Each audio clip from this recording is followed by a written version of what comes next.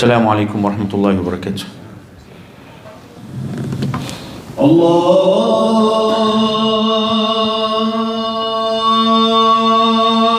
أكبر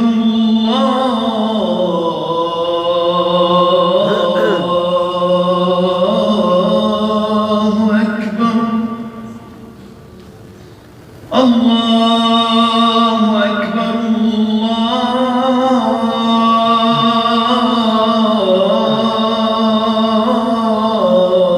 الله أكبر أشهد أن لا إله إلا الله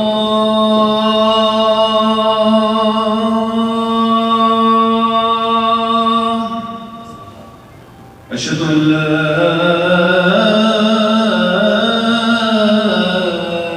إله إلا الله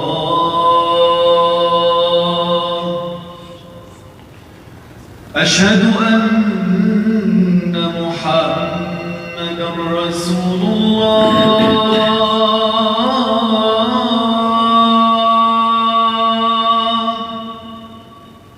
أشهد أن محمدًا رسول الله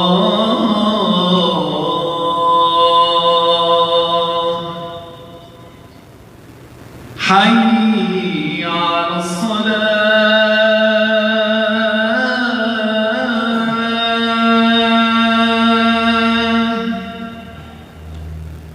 حي على الصلاة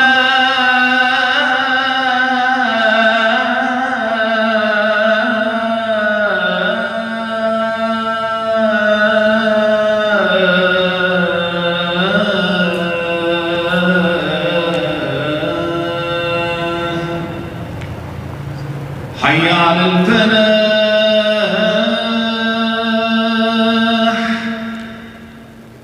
حي على الفلاح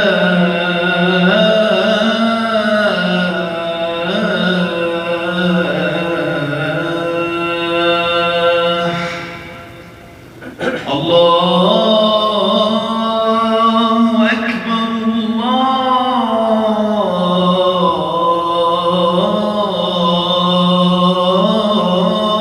الله أكبر لا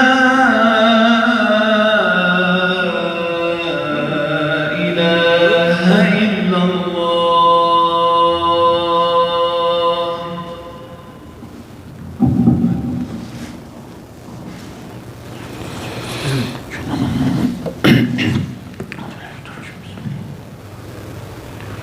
إن الحمد لله تعالى نحمده ونستعينه ونستهديه ونعوذ بالله من شرور أنفسنا ومن سيئات أعمالنا إنه من يهديه الله فلا مضل له ومن يضلل فلا هادي له وأشهد أن لا إله إلا الله وحده لا شريك له وأشهد أن محمدا عبده ورسوله. اللهم صل على محمد وعلى آل محمد كما صليت على إبراهيم وعلى آل إبراهيم وبارك على محمد وعلى آل محمد كما باركت على إبراهيم وعلى آل إبراهيم في العالمين إنك حميد مجيد. يا أيها الذين آمنوا اتقوا الله وقولوا قولا سديدا يصلح لكم أعمالكم ويغفر لكم ذنوبكم ومن يطع الله ورسوله فقد فاز فوزا عظيما. ثم أما بعد, the Muslim Ummah is facing the challenge that everybody is aware of what's happening in Falastin. And as Muslims, we know the hadith that Rasulullah said, عجبا لأمر المؤمن إن أمره له كله خير إن أصابه خير شكر فكان خيرا له وإن أصابه شر صبر فكان خيرا له. Rasulullah talking about amazed the mu'min is in case that Allah subhanahu wa ta'ala give you something good in your opinion, you thank Allah subhanahu wa ta'ala. And if something bad in your opinion, you show patience and you become patient, and this will be good for you. And Muslim ينتقل ما بين حال الشكر والصبر. Muslim all the time, if you go through your life and any human life, you always between two phases, sabr and shukr, patient and thanking Allah subhanahu wa ta'ala. Also, the calamity that our Ummah facing will keep the case of Falastin alive. Because subhanAllah, every time, sometimes people forget. Something happens, and then what we do, we remember.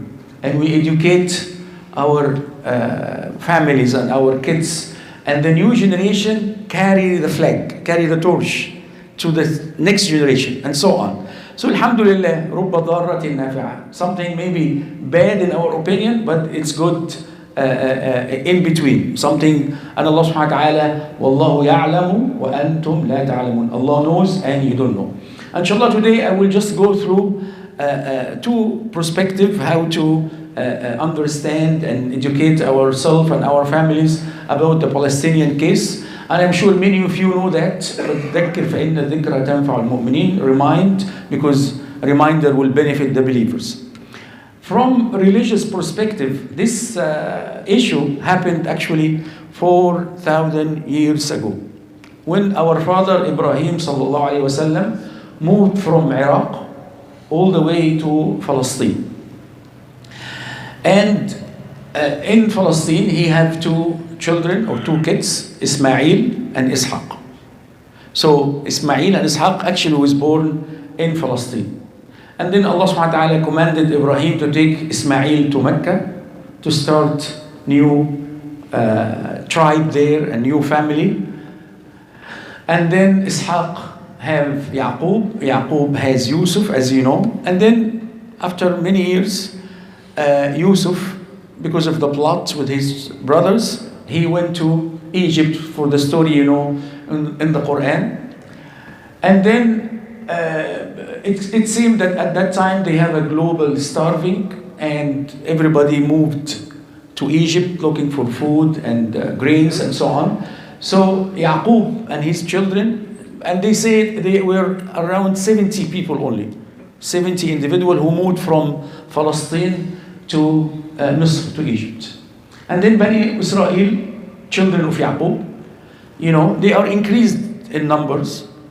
And we have Musa, alayhi salam, born for Bani Israel.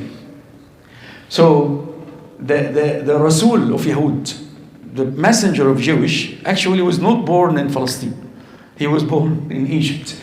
Our father was born in Iraq, for Muslim, Christian and Jews, born in Iraq. The Rasul of Yahud actually was not born in Palestine.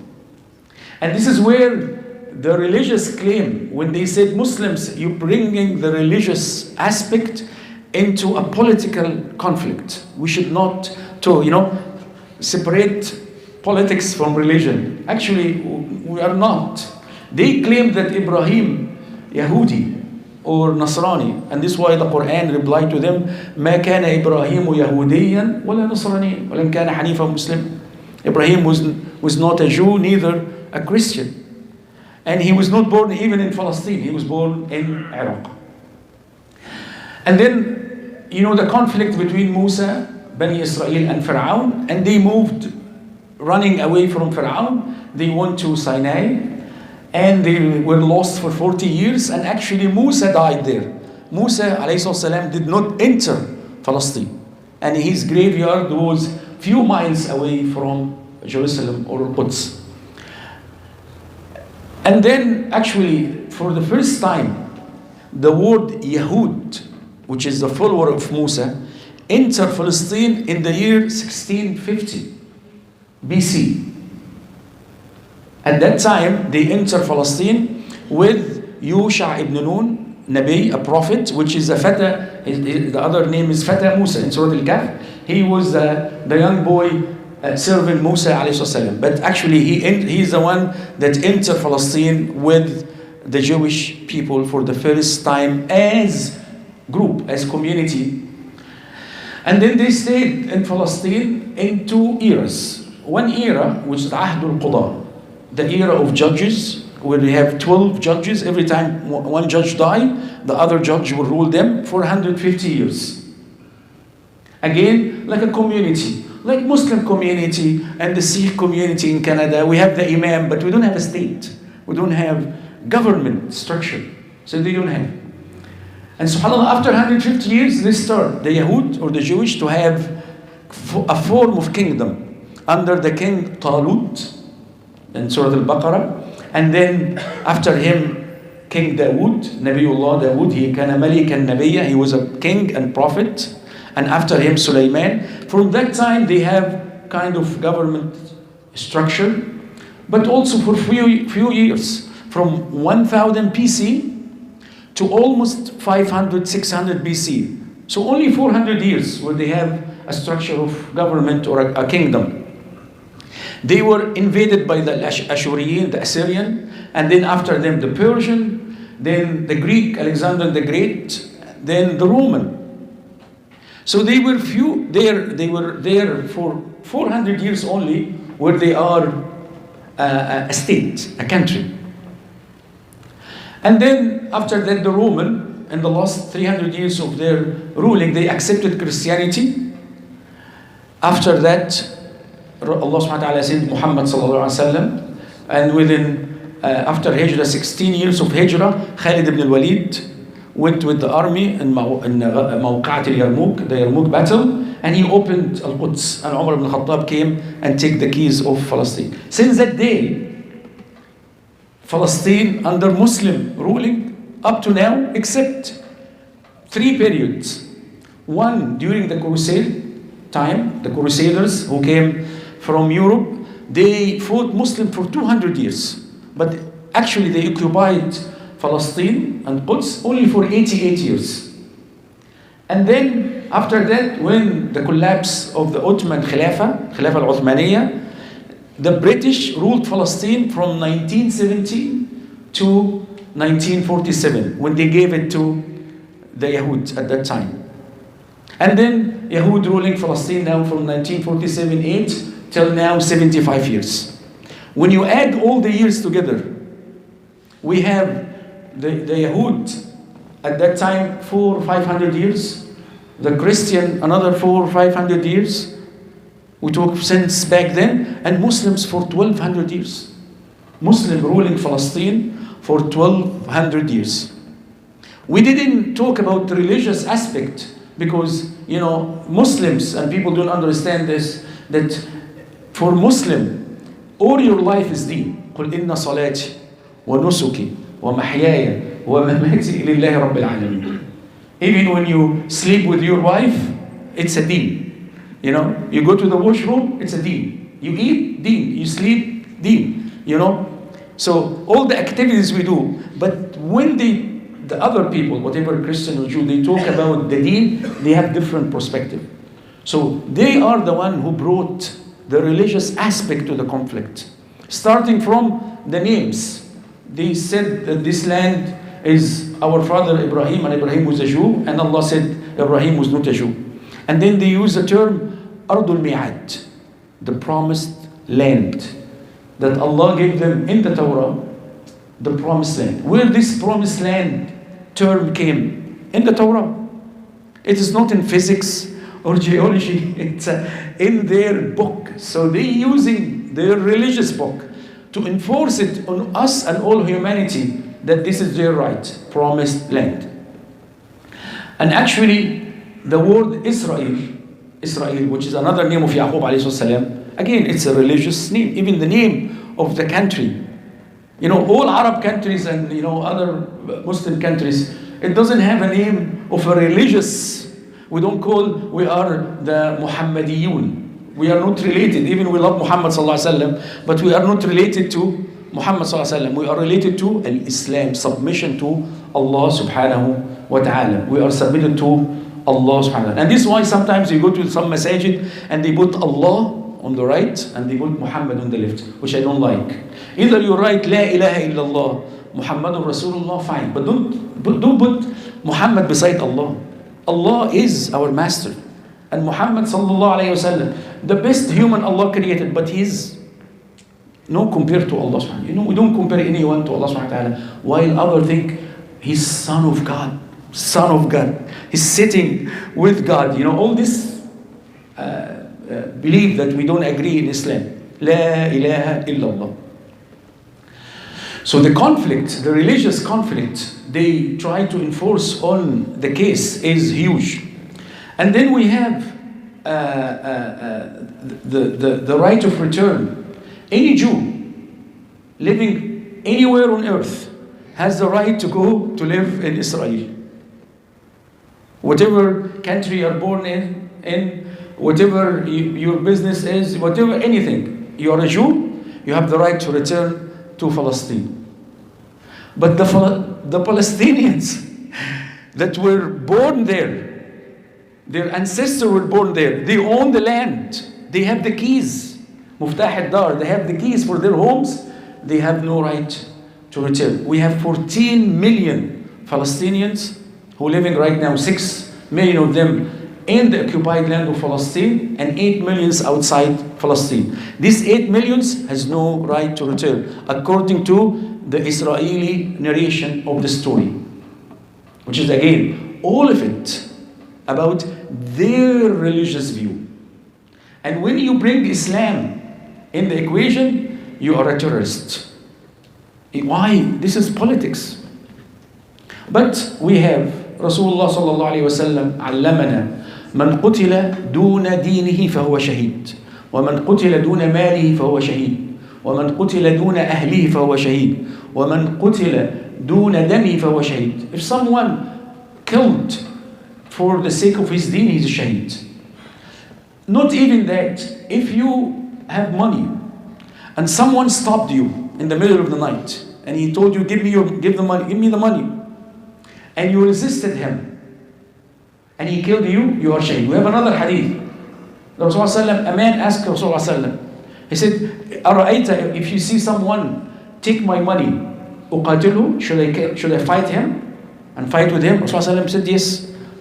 قال فإن قتلني, if he killed me, Rasulullah said, you will be shaheed. قال فإن قتلته, قال هو في النار. If you killed him, even he's Muslim. So to defend your wealth is not a religious duty, is not a legal duty, it's a nature. It's a normal behavior to defend your property, to defend your family, to defend your wealth, to defend yourself. So people has to know that, and bringing the Torah narration in their belief according to what they believe is not right.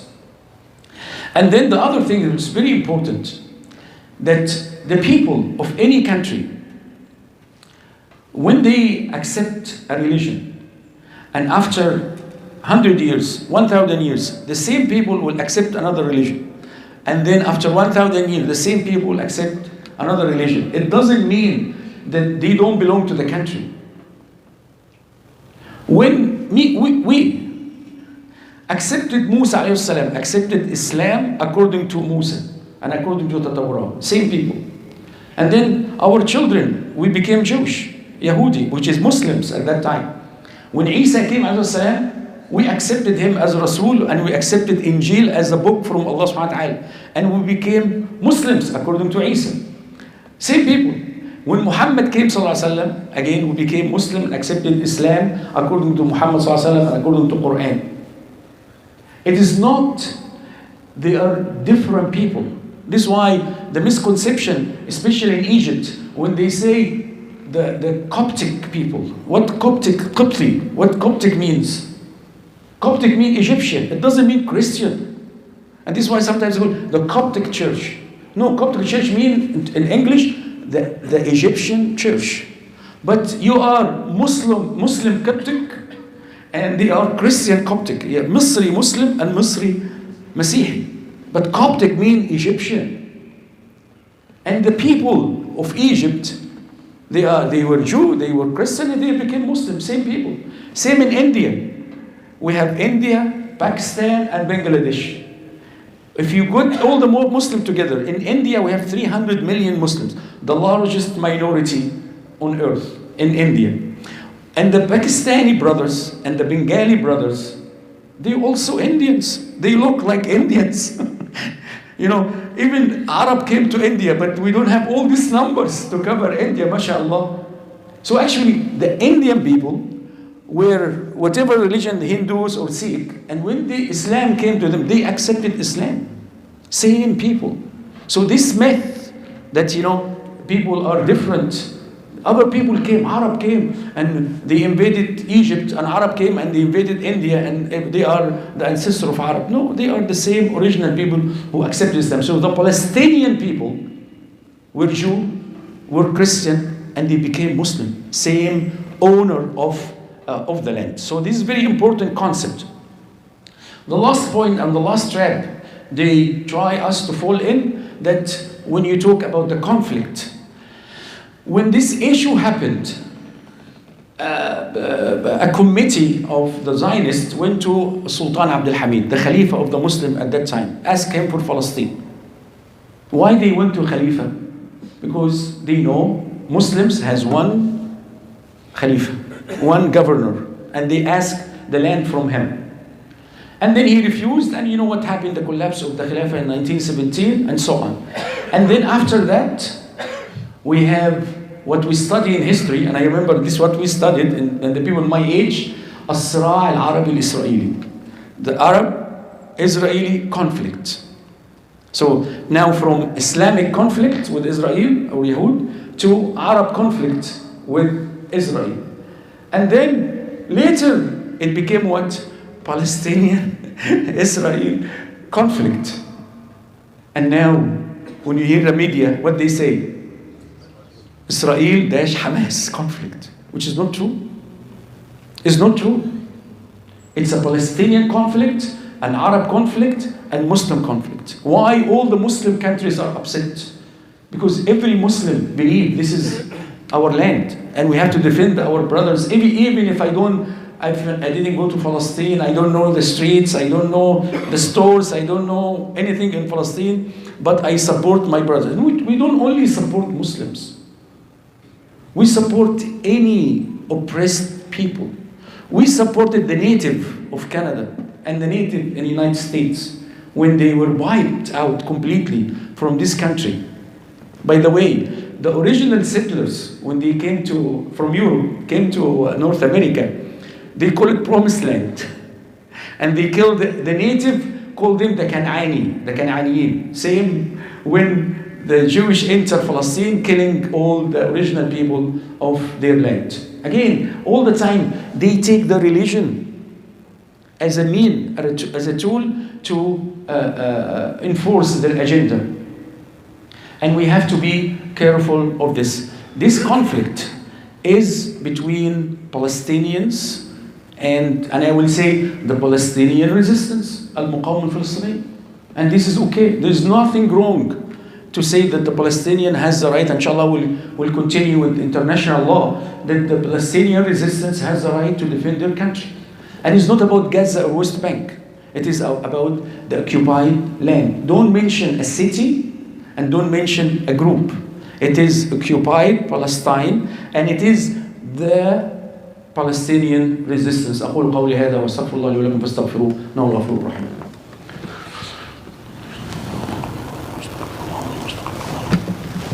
الحمد لله وكفى وسلام على عباده الذين اصطفى واشهد ان لا اله الا الله وحده لا شريك له واشهد ان محمدا عبده ورسوله. I'm just jumping quickly because of the time. But now from the international law point of view, we have 4 important resolutions issued by United Nations.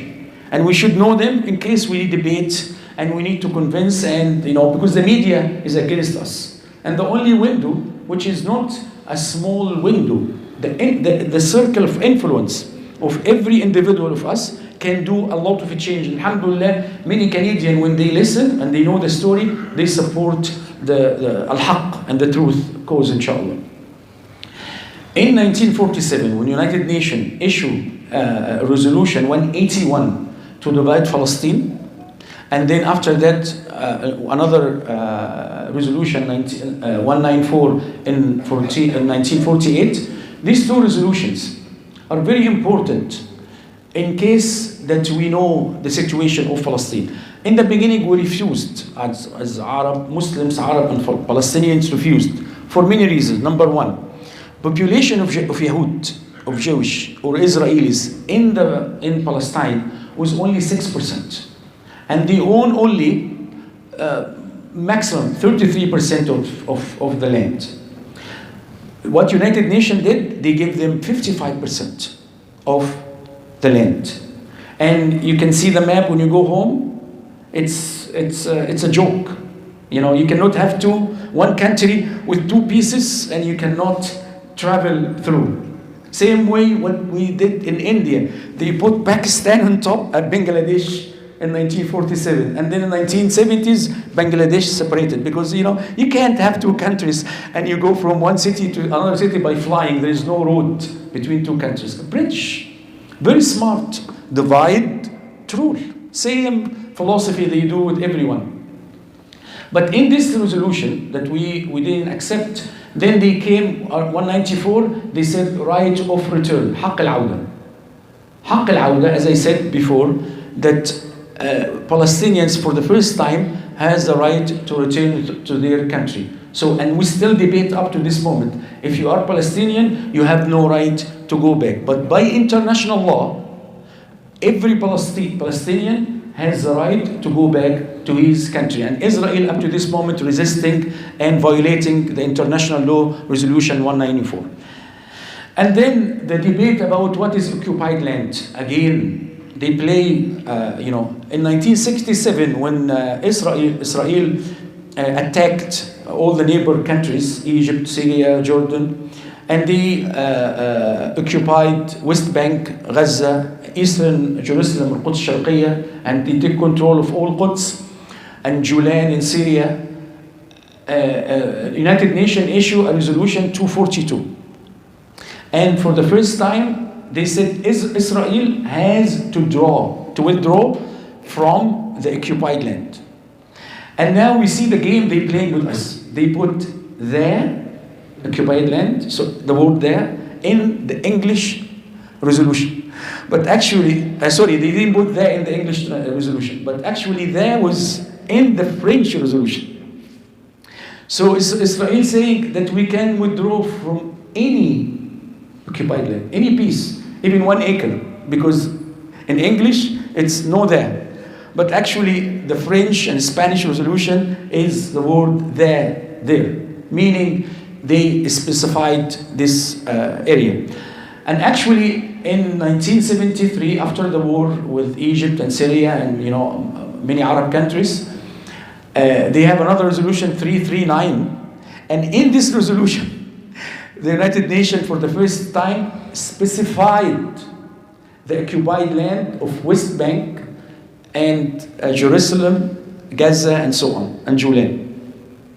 So now, according to the international law, we have occupied land. Now, don't think about Falastin. Anywhere on earth, South Africa, all the African countries, Latin America, United States, when they fought General George Washington, he fought the British to free United States from the oppression of the British, and they named the capital to honor his name, Washington. So all the nations, the French resisted the German occupation of France. General Charles de Gaulle, nobody called him terrorist. He's a freedom fighter. So any land under occupation, people has the right to defend their country. So Resolution 242 and Resolution 339 confirm there is some occupied land. So by definition, the occupied people has the right to defend their country. And this is the fact that everyone who narrated the Israeli narration doesn't want to listen to this. That by international law, the Palestinian people in this occupied land, they are not doing anything illegal. And this is a fact that sometimes we feel shy to talk about it. And if you accept it to, alhamdulillah, Ukraine, few months ago, Putin, Russia, decided to invade Ukraine. And by international law, Ukraine is an independent country. and Russia is occupier. What all the European and American did? No, this is wrong. And what they did? They support Ukraine. We're still supporting Ukraine. And as Muslims, we supported Ukraine, that no one has the right to invade any independent country, because this is what we agreed as human, and this is what United Nations.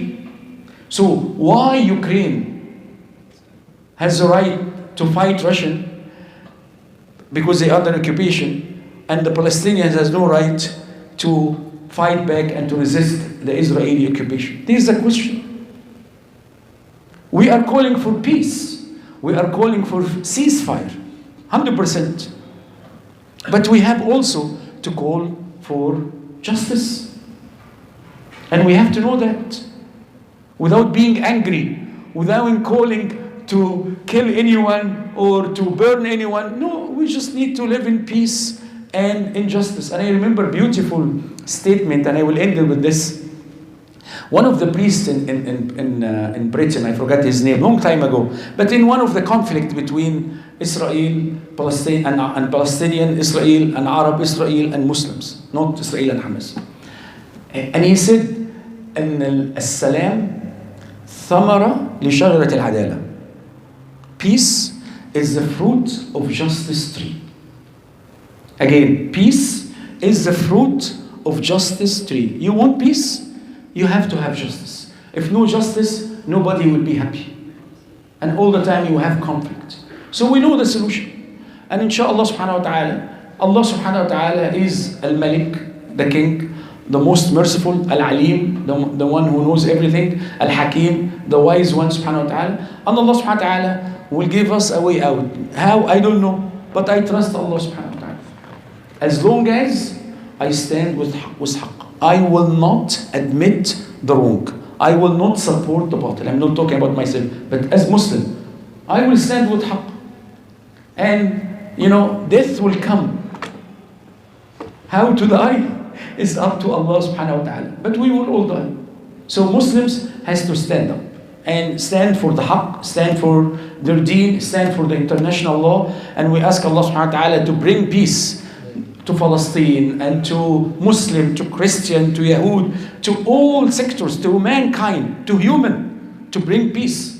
And we ask Allah subhanahu wa ta'ala to stop all wars, all fighting. And as the Malaika expected, أَتَجْعَلُ فِيهَا مَنْ يُفْسِدُ فِيهَا وَيَسْفِكُ الدِّمَاء. The Malaika told Allah subhanahu wa ta'ala when He created Adam that the insan, the human, will shed blood and corrupt on earth. So we ask Allah subhanahu wa ta'ala to bring peace and tranquility on this earth. اللهم يا رب العالمين نسألك في هذا اليوم العظيم أن تنصر إخواننا في فلسطين. اللهم انصر إخواننا في فلسطين. اللهم انصر إخواننا في فلسطين. اللهم انصر المسلمين في كل زمان وفي كل مكان. اللهم انصرهم بنصرك وأيدهم بتأييدك وتولهم يا ولي وانصرهم يا نصير وقوهم يا قوي وأعزهم يا عزيز وملكهم يا ملك وارزقهم يا رزاق وارحمهم يا رحمن وارحمهم يا رحيم. اللهم ارحم موتانا موتى المسلمين. اللهم الحقنا بهم آمنين مطمئنين غير مفتونين ولا مبدلين ولا مغيرين. ربنا آتنا في الدنيا حسنة وفي الآخرة حسنة وقنا عذاب النار. وآخر دعوانا أن الحمد لله رب العالمين.